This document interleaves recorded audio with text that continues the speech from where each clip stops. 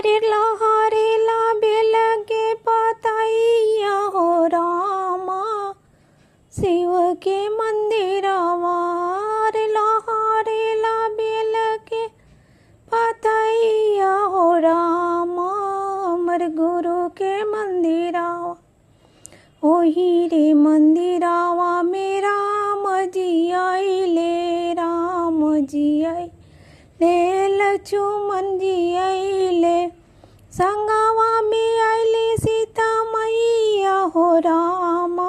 ओही रे मंदिरवा रे लहरेला बेल के पतैया हो रामा, शिव के मंदिरवा।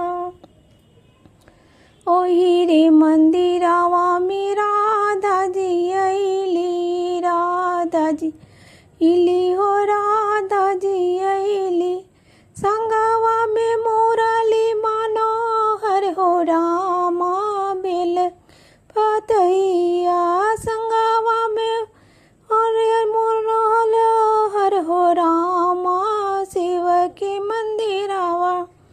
अरे लहरेला बेल के पतैया हो रामा, शिव के मंदिरवा।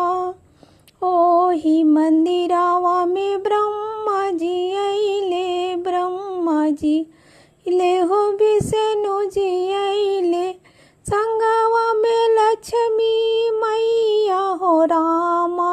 ओ शिव के मंदिरवा लहरेला बेल के पतैया हो रामा, शिव के मंदिरवा।